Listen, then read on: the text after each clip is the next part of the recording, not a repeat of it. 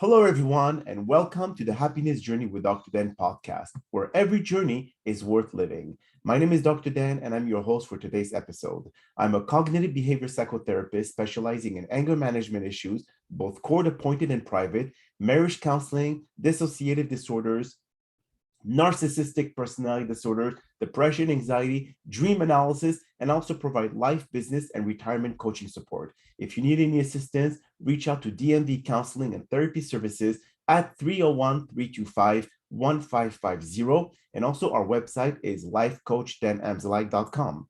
Today, I'm very excited to have our podcast on season 3, episode number 1, a very special guest, Jayne Sanders. Just like every of my past episode, I will leave it up to the guests to properly introduce themselves, as no one can do a better job. Jayne, the floor is yours.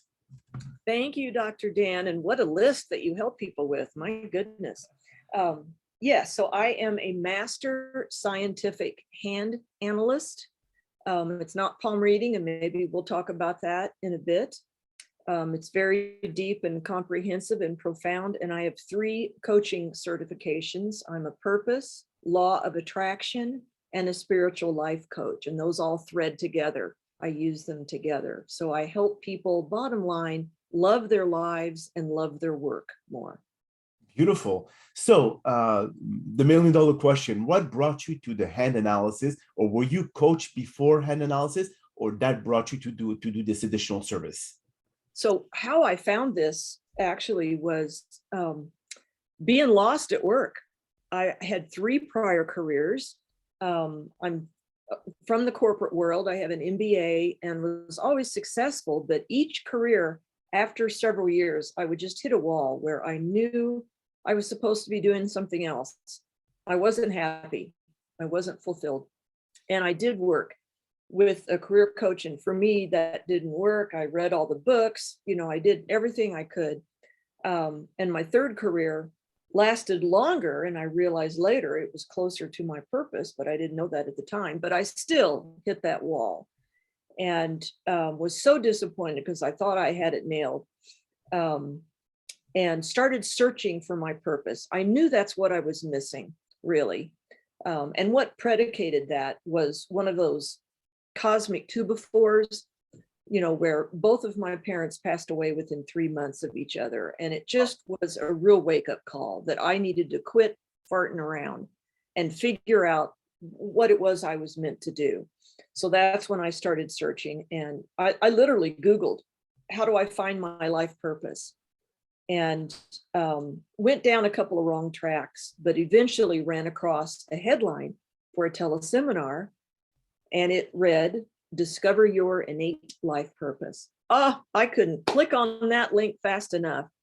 And the first words I saw were hand analysis. And I was so disappointed because I thought palm reading. And I figured that's fun. There's good palm readers, but it's not going to give me what I need. So I was really disappointed. And then I saw the word scientific. And that one word helped me put aside my anal MBA skepticism. So I listened to the teleseminar. It really made sense, and I really wanted my purpose. So I got a scientific hand analysis done for myself. Blew my mind. I mean, it answered so many questions that I didn't even know I had. It was like, oh, no wonder that worked in my life, but that didn't. And no wonder I liked that, but I didn't like that. And I was just so lit up and inspired, and even things I hadn't thought about, I knew were right. Everything resonated. And I also knew if I took action on the information that I would find my way to my ideal work. And that's exactly what happened. As I took action on, we call them student paths, but they're kind of like our blind spots.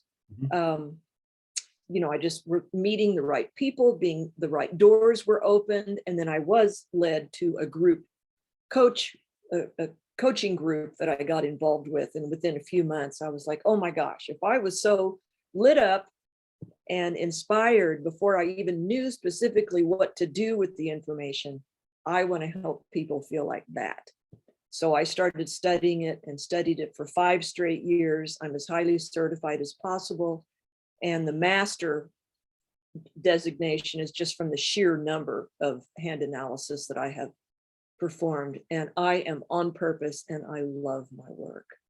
Beautiful, beautiful. So tell me the difference. I mean, I'm sure a lot of listeners here are saying, okay, so what is the difference between Yeah. palm reading and scientific hand analysis? If you could just, provide us with that key Yeah. difference. A real key. So palm reading is based on the intuitive level of the reader, and it involves predictions. Okay. How many marriages, how many kids, when you're going to get married, if you're going to get married, things like that. Scientific hand analysis, the lines in your hands mimic the neural pathways in your brain. The gentleman that created this system, it's a database, and he spent over 40 years and analyzed over 30,000 hands. That's more subjects than any FDA approved drug on the market. Wow. So it's extraordinarily reliable. Neurologists are using it. A neurosurgeon wrote the foreword to the book that the founder of this system wrote, a neurosurgeon from Stanford who was using scientific hand analysis with his patients. So, and there's no predictions to it. What's in your hands is etched in your hands, and there's no future to it. It's past or current. And only you will know if it's past or current. I won't know by looking at it. So when you do a hand analysis, what are the key components that you're looking for? I mean, would it tell you that sickness may occur? Would it tell No. you? Okay, so it will focus primarily on what aspect of that individual? Great question. So it tells you pretty much who you are and why you're here. So it identifies your innate life purpose, how you're meant to make a difference in the world. And it's not a job description. That would be cuckoo. It's the comprehensive, pretty specific description of the concept behind your ideal work. And everybody has options. Nobody has just one job that fits their purpose. Everybody has options. Also, we find special talents that somebody has to help them fulfill their purpose. And it's important to know those and use them, because if you're not using them, they kind of give you little nudges that aren't very comfortable. And then, as I mentioned before, the blind spots, where you need to take action, what will benefit you, no matter how good your life is now. If you take action on that blueprint that's in your hands, it will only get better. And there's a lot of other information too, but basically it's who you are and why you're here. Purpose. There's something called life school. There's your biggest tripping point, all the little ones. Very comprehensive. It's like a fire hose. So if you're telling me that you mentioned earlier that the line in your hand follows the neural Pathways. pathways of your brain. So does that mean that if someone doesn't follow his purpose in life, will he not reach happiness? I believe that the only way to the deep and more consistent joy and fulfillment that everybody craves is by living in alignment with your purpose.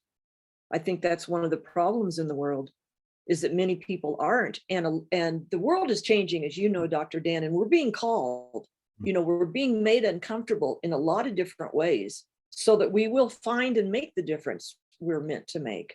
I call it that the universe lights a match under our butts, and it's kind of uncomfortable and makes us squirmy. And if we take action, great. If we don't, out comes a second match. So it gets more uncomfortable, right? And then if you still don't take action to try to figure out really what you're meant to do, here comes the flamethrower. Wow. Well, I waited for the flamethrower, right? I was like, well, I'll figure it out. I'll just wake up one morning and have an epiphany and figure out what it is I'm meant to do to make the difference that I'm meant to make in my life. But I never figured it out and didn't do that much about it. So my parents dying so close together was my flamethrower that really spurred me to action. So I implore people, don't wait that long.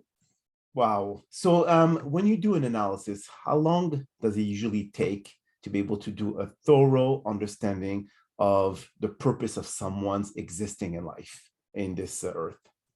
So I'm going to back up a little bit and then get to that. So I have clients in 12 countries.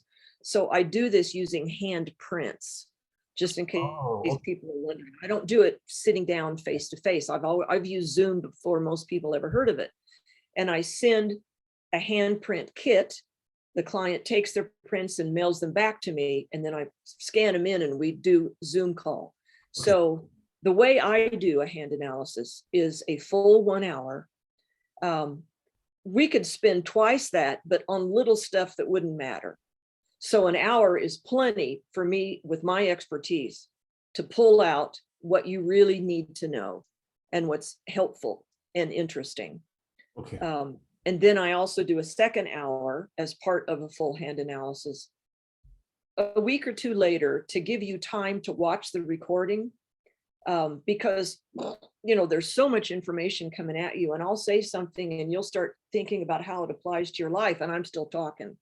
So it's hard to take it all in. So I give a second hour too to answer any questions, help you integrate the information, talk about coaching if somebody wants to talk about that, however I can serve in that second hour. So it's quite a value because it's 2 full hours with me, recordings of both calls, and a summary report. Wow. And now when it comes, I could not ask the question, what is the level of accuracy? Because obviously it's not like you're predicting the past or the future or anything of that sort. Like palm readers, they'll say, oh yeah, you lost a brother 2 weeks ago. If the intuition is correct, the person is like, wow, how did you know that? So Right. that's accurate. But in your case, if you tell them that your purpose in life is to do this, they will say, I never had any interest in that. Why would that be my purpose? So would they try to kind of not contradict you, but kind of try to test your knowledge in that aspect and say, I've never even thought about doing this. Why would that be my purpose? Well, that may be an issue if the purpose came through as job descriptions. Okay. Right? It doesn't. It's the concept behind the ideal work. So the main issue with why I wasn't happy in my other careers is I wasn't going deep enough with people, and I wasn't helping people in deep ways and using my inner power and leadership. So once I started doing that, and there's lots of ways to help people, you help people in deep ways, right? So there's probably commonality with our purposes, yours and mine purpose, although there's hundreds of options of purpose. So I'm not telling somebody as I look at their hand saying, oh, this says you should be a life coach. No, that would be one of the manifestations of helping people in deep ways. So now I've talked to myself out of your question.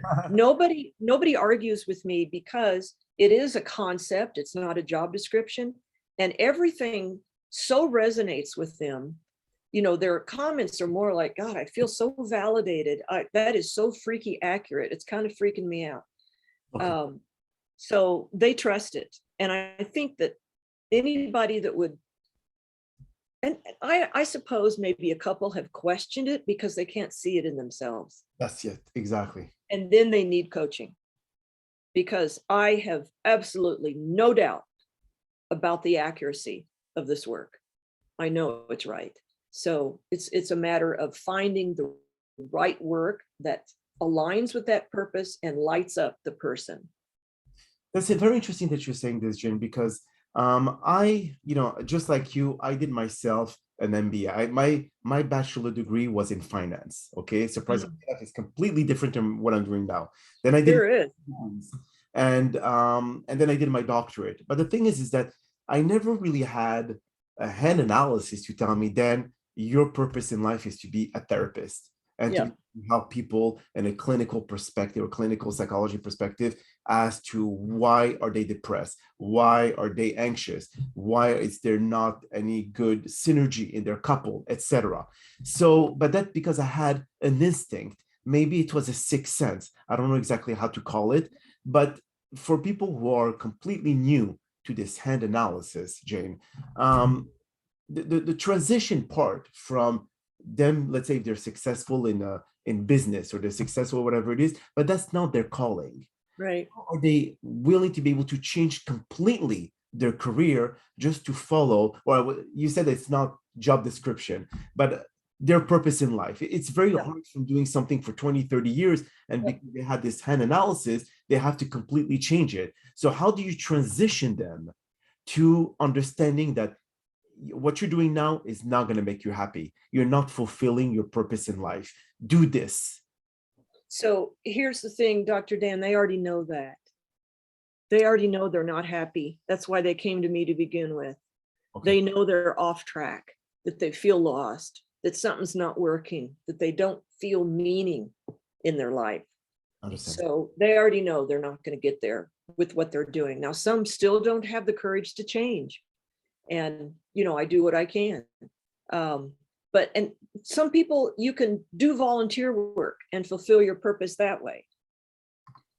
Some people, and you've probably experienced this too, they hate their work.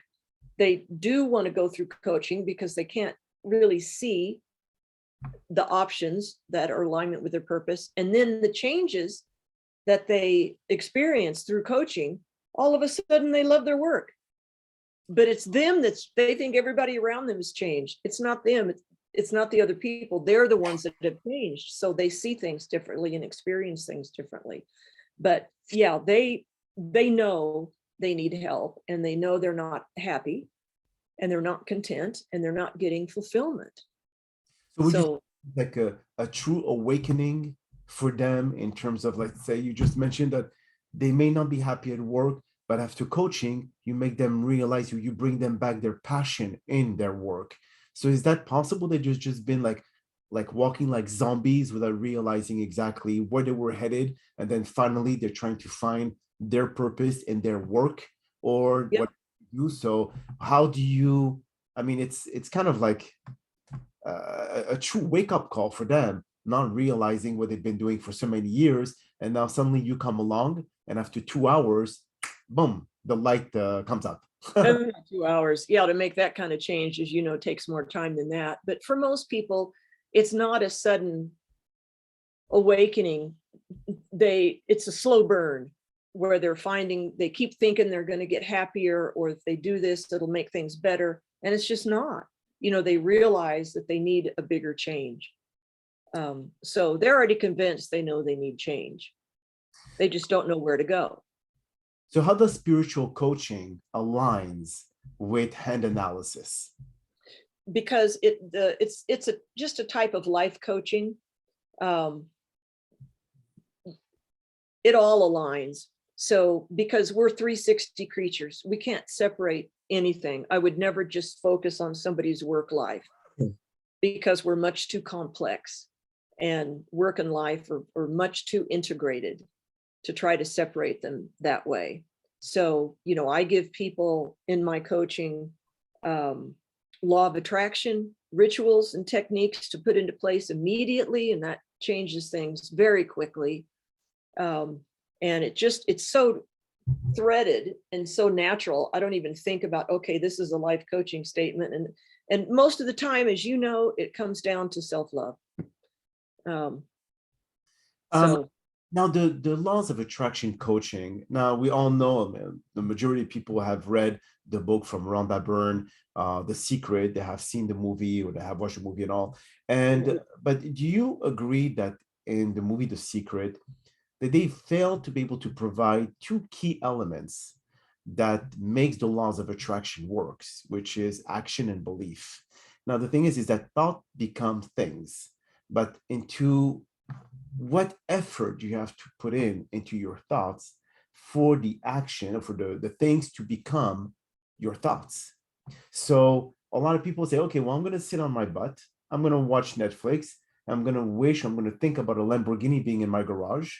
Yeah. And I'm going to go to the garage a few days later. Oops, it's not there. So the laws of attraction are erroneous. They mean nothing. They're not really tangible. So is it because you have to look this in a metaphysical way, that the laws are only there if you think abundance, but you act and you believe on it? So I think that repetitive affirmations, for example, can change belief. Okay. Because we just keep this over and over and over and repetitive. And I never counsel somebody to wish for a specific car. It's what we want. And it's really not so much the car that somebody wants, it's how the car is going to make them feel, Okay. right? We don't want green cash in our hand. That means nothing. It's how having cash will make us feel. So I counsel people to go for the feeling. And as you feel more and more like that, then you are able to attract the things and situations and people that make you feel that way, because like attracts like. Okay. So if that is the case, then the feeling of having that cash makes them more financially, I would say, comfortable or safe. Secure. Yeah. That makes them feel happy versus how much zero in the bank account they have after the decimal point. Because again, let's say if you look at the wealth of Elon Musk or Bezos or Zuckerberg or whatever others out there, how much money can you really spend? Right. You could have mansions, you could have 100 vehicles in your garage, whatever it is, but you cannot drive them all in one day. So the thing is that are people craving safety more than anything else? Yes. See, and so go for the security. Go for how these things will make you feel. And this is going to sound arrogant, but I challenge any extraordinarily wealthy person to be as happy as I am. Okay. Is it because, I mean, more, I would say, wealthy they are, more problems they face? I think it depends on the person. You know, we all have issues. We all have challenges. So money's not going to erase those. It creates different types of challenges. But yeah, I don't think that having money makes somebody less happy by any means. It gives them more choice. More choices, For yeah. sure. And more But choices actually brings more, like you said, options and more chances to be able to find what makes you happy. Because yeah, you have a lot of opportunities in front of you and you try them all, one of them will hit the target. And the target would be happiness. So right. if we go back to you being super happy, so what makes you happy, Jayne? So I have just figured out, first of all, I'm on purpose. Okay. And that is the foundation of everything, because I didn't find my purpose and start living it until my late 50s. So please, people, don't wait that long. So I've got a lot to compare it to, you know, what it feels like to be on purpose versus not.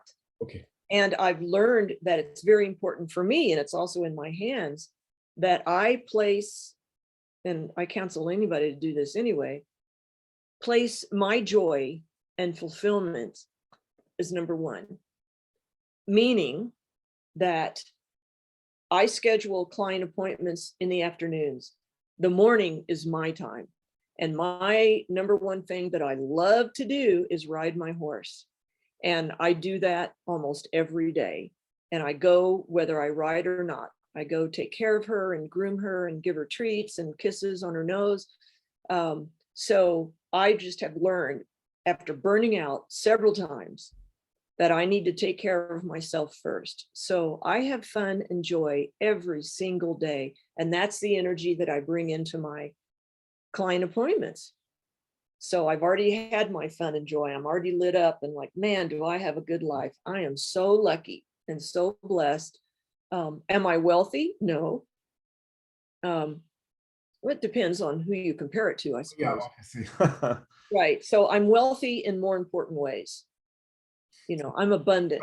You do practice what you preach. Yes, and my mindset is very abundant. Yeah. Beautiful. So how can anyone or how can our listeners find you to be able to get to know what kind of service you offer, either the coaching, the hand analysis? So do you have like any social media account that they could reach you at? I do. My website is probably the best place to go, though, which is Purpose Whisperer. Okay. There's the horse connection. Purpose Whisperer. And I mean, I'm on Facebook and LinkedIn, both under Purpose Whisperer. But they can reach me through my website. And I would like to make a special offer for your listeners, Dr. Dan. If anybody is interested in a full hand analysis with the kit, 2 recordings, 2 hours with me, the summary report, I would like to offer that for $100 off. So I'm about average price for somebody at my level, and there's not many of us as highly level as I am. And my average price is $497 for all that time and all that information, and it will change your life. So it would be $397, and you can email me through my website, or I will send you the link that you can put in show notes if you do that, whatever you prefer. And hand analysis is always step number one. Then we decide if coaching is a fit and if it's desired and if it's necessary. Beautiful. I'm sure that a lot of people out there, the listeners, will definitely take this into consideration because, as you said, this is not palm reading, and a lot of people are very skeptic about it. Mm-hmm. This is more scientific, as you mentioned, and because the science stands behind it, then definitely will be something more in depth about understanding what is their purpose in this world and how they can actually achieve their own happiness, which is number one. And this is the one reason why I created this podcast. So that is all the time that we actually have for today's episode. Now, I do appreciate you, Jayne, for taking the time out of your very busy schedule to join us. Thank you again for participating and inspiring our many listeners with your incredible stories and skill set.